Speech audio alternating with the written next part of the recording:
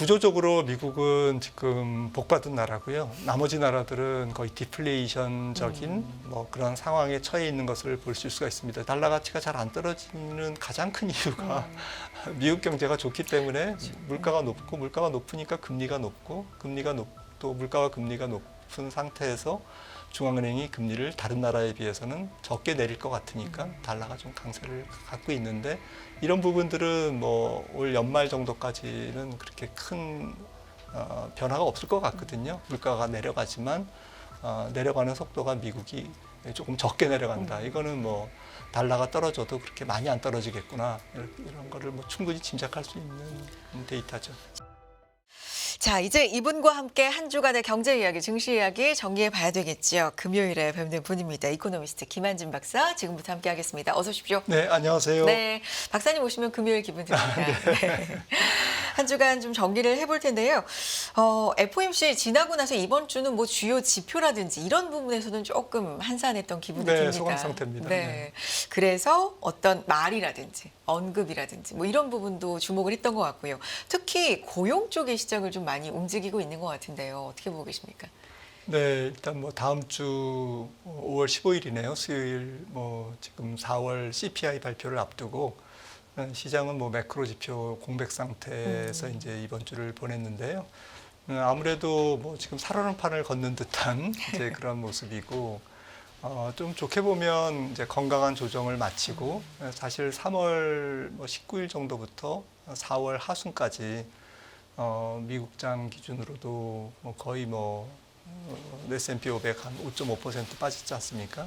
그래서 살짝 조정을 거친 뒤에 이제 다시 회복을 하면서 시장이 조금 횡보 상태, 숨고르기 상태를 보이고 있는데 그러면서 이제 매크로에 대한 의존도보다는 이제 실적 시즌 막바지에서 실적에 따라서 조금 등락이 엇갈리는 거듭 말씀드리지만 뭐 조금 저는 실적을 강조하고 있는데요. 뭐 매크로 지표보다는 지금은 실적이 굉장히 중요하다. 그도 그럴 것이 뭐 주가가 올라가는데 여러 가지 재료가 있겠습니다만은 뭐 크게 두 가지인데 하나는 유동성 돈이고요. 하나는 이제 펀더멘탈 품질인데 유동성 부분에서 일단 연준이 뭐 대여섯 번 금리 인하라고 이제 연초에만 해도 이제 기대를 했는데 이게 이제 줄었지 않습니까? 그래서 한쪽 엔진이 이제 거의 꺼진 상태에서 나머지 한쪽 엔진 뭐 펀더멘탈에 조금 더 이게 집중될 수밖에 없는 그런 상황인 거죠. 그래서 요즘 실적들을 보면 정말 뭐 가이던스가 나쁘면 그냥 그대로 금이 가더라고요, 주가가. 네. 간밤에도 로블록스 맞습니다. 같은 경우에 네. 실적 좋았어요. 그런데 조금 전망치가 안 좋아지면서 뭐 가이던스가 안 좋으면 예전에도 뭐 주가가 좀 움직였지만 지금은 굉장히 좀 급격하고 가차없이. 거칠게 네. 이렇게 움직이는 것을 보면 정말 실적에 집중되고 있구나 이런 거를 느낀 한 주였습니다. 네. 실적에서는 좀 중요해지고 그러니까 실적도 거의 마무리가 되고 있는데 대체로는 양호하게 발표가 되고 있습니다만 방금 말씀해 주신 것처럼 특징으로 보자면 가이던스의 시장은 좀 더 예민하게 본다. 이 얘기는 어떻게 해석할 수 있을까요? 앞으로의 경제에 대해서 조금 더 보수적으로 본다라는 심리가 좀 깔려 있는 걸까요? 어떻게 봐야 됩니까? 해석을.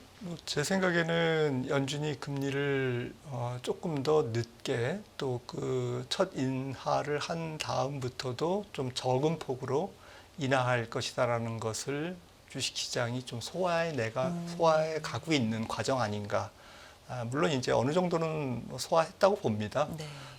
지금 말씀드렸듯이 뭐 한 대여섯 번의 인하 전망에서 올해만 해도 많이 줄었죠. 네, 그리고 이제 네. 뭐 굉장히 좀 빠르게 인하할 것이다라는 게 이제 조금 빨라야 지금 9월, 뭐 아니면 뭐 12월, 아니면 뭐 인상할 수도 있다. 이제 이런 쪽으로 완전히 컨센서스가 보수적으로 바뀌었지 않습니까? 이제 이거를 소화해 내가는 과정이라고 생각을 합니다. 그러니까 이제 물가 지표를 힌트를 얻을 수 있는 물가에 영향을 주는 가장 중요한 고용 지표에 되게 민감한 반응을 보이고 있는 것 같고요. 네. 간밤에도 실업수당 청구 건수가 발표가 맞습니다. 됐는데 이제 매주 발표되는 거기 때문에 사실 그렇게 시장에 아주 큰 영향을 미치는 경우가 많지는 않잖아요. 네, 예전에는 그렇게 네. 잘 안 봤습니다. 그런데 간밤에는 그래도 시장에 좀 중요한 영향을 미쳤던 게 매크로 공백 상황이기도 하고 네, 네. 이게 숫자적으로 좀 의미가 있었던 숫자였던 것 같아요. 계속 20만에서 뭐 21만 이렇게 좀 유지가 되지 않았나요? 네, 네. 지금 뭐 19만에서 20만 네네. 뭐 거기서 왔다 갔다 했는데 간밤에 21만 3천 건인가요? 네, 계속 실업수당 청구 건수도 178만 건인가 이렇게 올라갔고요. 네. 많이 올라가는 건 아닙니다. 사실 고용이 조금 더 식으려면 주간 실업수당 청구 건수 뭐 한 4개월 평균치 정도가 25만 건 이상 돼야 되거든요. 근데 아직까지는 기록된 갈 게 길이 23만. 있습니다. 네. 아직 2만 정도가. 네, 그래서 아무튼 그래도 고용이 조금씩은 식고 있는 것을 여러 데이터에서 볼 수가 있고요. 가장 중요한 게 졸트 보고서죠. 한 달에 한 번씩 나오는 미국 노동부의 그 구인 구직 보고서에서도 가장 중요한 지표가 이제 그 지표에서 그 보고서에서 제일 중요한 게 이제 실업자 한 명당 빈 일자리 수인데 이게 거의 뭐 2개 정도에서 내려온 거거든요. 팬데믹 때 2개 정도였습니다. 왜냐하면 노동 공급이 안 됐으니까요. 1인당 네, 빈 일자리가. 빈 일자리. 네. 그러니까 어느 정도 이렇게 고용 시장이 타이트하냐, 뭐 조금 널널하냐라는 건데, 뭐 이게 지금 1.32개까지 떨어졌으니까 지난달 기준으로. 그러니까 뭐 이게 한 1.2개 근접하면 팬데믹 이전 수준 평균이거든요. 그러니까 뭐 다달이 나오는 혹은 매주 나오는 지표들이 오락가락하지만 뭐 우리가 이제 평균을 봐야 되지 않습니까? 추세를 봐야 되고 그런 측면에서는 고용 시장은 지금 내려가고 있다. 그래서 물가도 다음 주에 나오는 CPI도 뭐 좀 뭐 안 좋게 나오면 어떻겠냐, 뭐 어떨까 지금 사람들이 이렇게 굉장히 걱정을 많이 하는데 제가 볼 때는 주식 시장에 그렇게 큰 영향은 없을 거로 봅니다. 좀 매크로 지표 조금은 좀 편안하게 보셔도 되지 않나. 너무 불편하게 보시는 것 같아요. 너무 이렇게 굉장히 세심하게 좀 집어가면서 네, 매크로 네. 지표를 우리가 그러니까 모든 게 다 금리 때문 아니겠습니까? 맞습니다. 네. 금리가 높다 보니까 결국 뭐 돈이 금리가 높다 보면 주식시장으로 잘 안 오잖아요. 네. 그리고 그러다 보면 뭉칫돈들이 안 오고 그러다 보면 뭐 개별 종목이나 개별 업종단에서도 실적에 따라서 실적이 좋아야 EPS가 증가하고 EPS가 증가해야 앞으로 PR이 떨어지니까 그 갭만큼 주가가 올라간다라는 논리 아닙니까? 그런 측면에서 실적에 목매고 있는 거죠. 그래서 아무튼 뭐 이번 주말에서 다음 주 초까지는 뭐 CPI에 집중될 것 같습니다. 정리해 보면 지금은 실적에 따라서 조금 더 중요한 시장이 네. 전개가 되고 매크로 지표는 공백 상태가 좀 짧게 이어지고 있는 가운데 다음 주는 CPI에 아무래도 네. 시장은 굉장한 주목도를 좀 보일 것 같고요. 결국에는 이제 금리로 귀결이 되는데 맞습니다. 연준은 금리를 언제 얼마나 내릴까 뭐 너무나 많은 얘기들이 있고 너무나 많죠. 그 수정도 상당히 많이 되잖아요. 네, 그리고 이제 사람들이 조금 눈치를 챈 게, 네. 이게 믿을 사람이 없구나. 파월도 믿지 말자. 이제 지금 뭐 정말 너무 많이 틀렸으니까요. 사실. 그래서 뭐 우리가 데이터를 좀 같이 보면서 좀 주관을 잡는 게 좋을 것 같습니다. 근데 네. 지금 물가는 말씀드렸듯이 오락가락하지만 울퉁불퉁하지만 뭐 떨어지고 있다. 조금씩은 이제 추세적으로 안정되고 있다라는 거고. 네. 한번 뭐 클리브랜드 연은에서 항상 인플레이션 나우캐스팅이라고 이제 네. 전망을 하거든요. 근데 조금 높게 전망하는 성향이 있습니다. 클리브랜드 연준은 이게 그 표인데요. 한번 표를 봐주시면 이게 이제 지난달 3월달 CPI고요. 네. 이제 5월 중순에 나왔던 거죠. 전월비입니다. 위에는. 그리고 밑에 거는 이제 전년 동월비. 1년 전보다 얼마나 올랐냐 이런 건데요. 지금 클리브랜드 연은 같은 경우에는 이제 다음 주 나오는 4월 CPI를 0.4 전월비 그리고 근원은 0.3 이렇게 보고 있습니다. 그러니까 3월에 비해서 근원은 조금 떨어지는 걸로 보고 있네요. 네. 헤드라인은 조금 올라가는 걸로 보고 있고요. 그리고 YOY, 그러니까 전년 동월비로는 뭐 3월 달에 헤드라인이 3.5, 근원이 3.8이었는데 헤드라인은 뭐 이번 4월에도 좀 비슷할 거라고 이제 보고 있는 거고 근원은 3.8에서 3.65로 이제 떨어지는 걸로 보고 있습니다. 민간에서는 이것보다는 조금 낮게 보고 있고요. 네. 지금 근원 CPI 같은 경우도 3.5 정도로 3.8에서 3.5로 굉장히 많이 떨어지는 걸로 보고 있고 전월비로도 뭐 0.25 정도, 0.36에서 0.25는 뭐 1%포인트 정도 떨어지는 것 아닙니까? 발표는 반올림에서 0.4 이렇게 발표됐지만 세부 수치를 보면 소수점 두 자릿수로 보면 0.35, 36에서 만약에 0.26 뭐 이렇게 하면 똑같이 0.4지만 뉘앙스는 다른 거죠. 뉘앙스는 다른 거고 한 1%포인트 떨어질 0.3, 0.26 뭐 이렇게 하면 거의 10bp 이렇게 떨어지는 거니까 굉장히 그 체감상으로는 고용이 이제 좀 떨어질 것 같은데요. 그렇게 보는 이유가요. 좀 물가가 앞으로 이제 하반기 가면서 계속 떨어질 거라고 보는 게 주범이 이제 두 가지지 않습니까? 주거비와 이제 약간 노동시장의 과열 이런 부분인데 주거비는 지금 리얼 데이터 지금 현장에서 거래되는 그런데 뭐 미국에서 모든 뭐 그 집이 한날 한시에 계약이 다 이루어지는 건 아니잖아요. 그렇죠. 그래서 이렇게 순차적으로 이루어지기 때문에 이게 이제 전체적인 물가 지표에 반영되는 것은 한 6개월에서 1년 정도 시차가 걸립니다. 이제 그 과정 속에 들어가 있는 거라서 좀 주거비 데이터는 이제 사람들이 안심하고 있고요. 나머지는 이제 인건비를 중심으로 한 근원 서비스 물가가 이제 좀 중요한데 사실 주거비를 제외한 근원 서비스 물가가 이제 슈퍼코어라고 해서 연준도 굉장히 중시하는데 3월 달에 전월비 0.65%가 나와가지고 의학했어요. 네. 굉장히 높게 나온 거죠. 하지만 이 부분도 노동시장도 이렇게 보시면 조금 복잡한 그래프로 보일 수 있겠는데 연준 기준금리와 미국의 인건비, 그러니까 고용 비용 지수가 이제 분기마다 발표되는데 이걸 같이 그린 겁니다. 얼마나 높은지를 아마 체감해 보실 수가 있을 거예요. 네, 파란색 선인데 이 미국 고용 비용 지수가 이렇게 높습니다. 전월비 증가율인데 전년 동월비 증가율인데 그러니까 이게 한 요 정도까지 떨어져야 돼요. 그러니까 전년 동월비 기준으로 1%포인트 정도 떨어져야 되는데 그러려면 시간이 걸리는 거죠. 그래서 연준이 왜 금리를 못 내리느냐? 이게 조금 떨어지는 걸 보여줘야 디스인플레이션에 대한 확신을 얻을 수 있다라고 지난달에도 파월 의장이 기자회견하면서 그런 얘기를 한 게 바로 이겁니다. 그런데 떨어질 거냐 안 떨어질 거냐? 떨어지죠. 지금 말씀드렸지 않습니까? 빈 일자리 수도 지금 감소하고 있고 조금씩 추세적으로 안정되고 있다. 근데 다만 시간이 걸리기 때문에 제가 볼 때는 이게 어느 정도 한 1%포인트 정도 떨어질 것이다라고 하는 확신이 드는 시점이 저는 빨라야 8월이나 9월이 될 것 같아요. 이번 여름을 지나면서 그러니까 8월에서 9월은 사실은 7, 8월 고용 데이터를 봐야 되는 거지 않습니까? 네. 그럼 7, 8월 고용 데이터는 지금으로부터 적어도 한 두세 번의 좀 고용 데이터를 받아봐야 연준도 이 고용 비용 지수가 이제 어느 정도는 디스인플레이션 안정권에 들어갔구나 이러면서 이제 금리 인하에 대한 자신감을 시동을 걸 수 있다라고 이제 생각을 합니다. 그래서 빨라야 9월이 되는 이유가 월가에서도 이제 빨라야 9월이다라고 보는 이유가 그래서 그런 것 같습니다. FOMC 이후에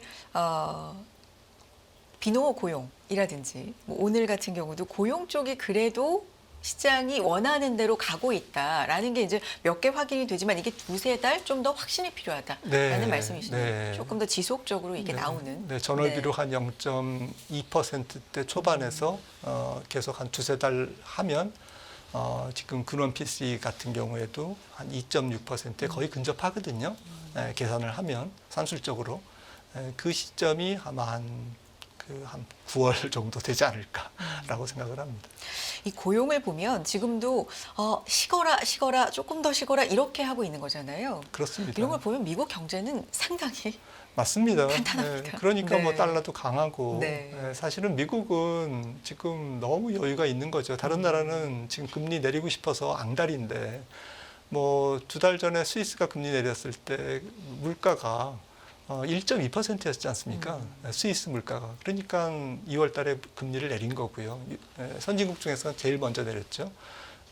그리고 뭐 체코나 헝가리 이런 데도 성장률이 다 0%대예요. 지금 유럽 전체가 올해 성장률이 0.6 0.8%고요. 독일이 조금 올라갔는데 0.2에서 0.3으로 올라갔습니다.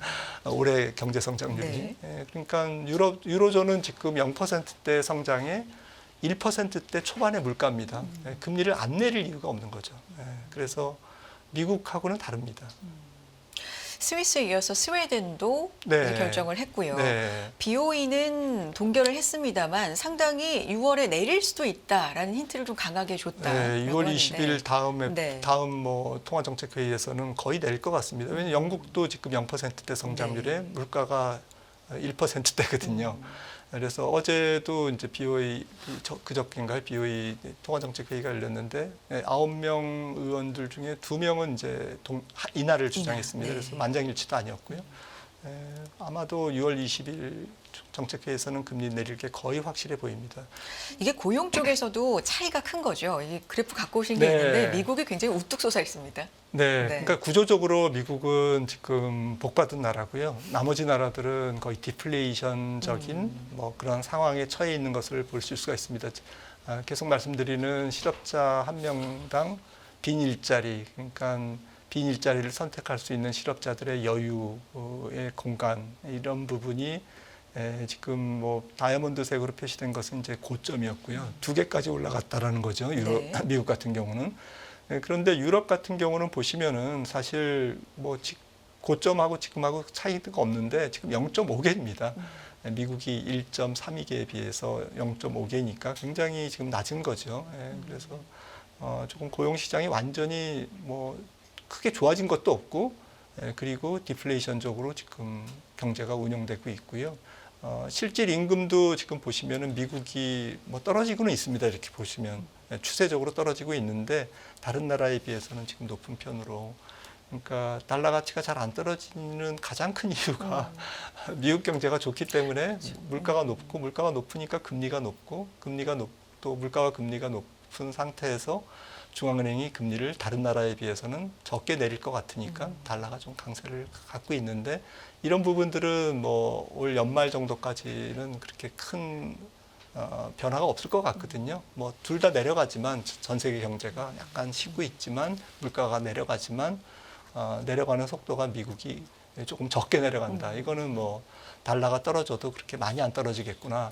이런 거를 뭐 충분히 짐작할 수 있는 데이터죠. 자연스럽게 이제 환율 얘기로 좀 네. 넘어가 보는데 달러 가치는 지금 결론을 거의 내려줬어요. 연말까지도 그렇게 쉽게 네. 떨어질 것 같진 않다. 관련돼서 이제 주목하고 있는 최근에 엔화잖아요. 네. 두 번의 합리적 의심, 개입이 있었던 것 같다. 뭐 이렇게 의심을 하는데도 불구하고 소용이 없다. 뭐 이런 평가도 많고요. 뭐 금리 정책에 변화를 주는 것에 대해서 일본이 좀 소극적이다. 뭐 이런 평가도 좀 있는 것 같아요. 엔화에 대해서 어떻게 보고 계십니까, 박사님? 네, 뭐 저기 글로벌 투자자들은 엔화를 조금 더 약세 쪽으로 공격하고 싶어하는 것 같아요. 그리고 한 2번의 지금 BOJ의 개입이 있었죠. 어마어마한 천문학적 돈을 퍼부으면서 이제 엔화를 매입하고 달러를 팔았는데요. 저는 뭐 조금 160엔 정도를 지키려는 이제 그거는 이해는 되지만 구조적으로 엔화가 조금 강세로 완전히 추세를 잡는 데는 좀 역부족일 거다라고 생각하고요. 아마도 이제 정책 개입도 좀 심하게 투기적인 세력이 엔화를 좀 약세 쪽으로 준동하는 것을 막기 위함이지 추세를 뭐 중앙은행이 바꿀 수는 없는 거지 않습니까? 이게 펀더멘탈이 좀 중요하니까요. 말씀드렸던 펀더멘탈이 유로존도 그렇고 일본도 그렇고 일본 경제는 조금 좋은데 사실은 유로존보다는 하지만 뭐 작년에 일본 경제 성장률이 거의 2%에서 올해는 한 1%로 어쨌든 다른 선진국에 비해서는 성장률이 높지만 그래도 미국보다는 성장률이 낮거든요. 그래서 그런 게 첫 번째 이유고 두 번째는 이제 일본 중앙은행이 과연 긴축을 할 거냐라는 것에 대해서 다들 안 믿습니다. 일본은 얘는 슈퍼 비둘기야. 아무리 매를 흉내내려고 해도 우리는 다 알아. 당신이 비둘기라는 걸 우리는 다 알아요. 이렇게 지금 시장에서는 보고 있는 거고요. 또 그럴 것이 일본 시장 금리가 장기 금리가 뭐 10년물 국채가 1%포인트 올라가면 일본 중앙 정부의 이자 부담이 한 8조 엔 증가합니다. 그러니까 이게 말이 안 되는 거죠. 그러니까 그 YCC 그러니까 그 국채 매입을 계속 할 거다라는 거죠. 기준금리만 마이너스 0.1에서 플러스 0.1로 변경한 거고 시장 금리를 억누르기 위한 일본 중앙은행의 채권 매입은 앞으로도 계속될 것이다라고 지금 사람들은 믿고 있습니다. 지금 말씀해 주신 것과 관련된 자료 보면 좀 네. 좋을 것 같은데 이 정부 부채와 달러엔 환율 맞습니다. 이 관계인데요. 상당히 높게 올라가고 네, 있네요. 그래서 뭐 약간 괴리가 보이는 것도 네. 있지만 뭐 이거는 뭐 축을 어떻게 하느냐에 따라서 좀 달라지는 거고요. 긴 추세를 보시면은 사실 글로벌 금융위기 이후에 일본 정부 부채는 계속 늘어왔고 2013년에 아베노믹스가 시작된 시점이 요 정도지 않습니까? 그러면서 이제 엔달러가 조금 강했죠 그때. 하지만 결국에는 2013년을 기점으로 해서 정부 부채가 가파르게 올라갔습니다. 네.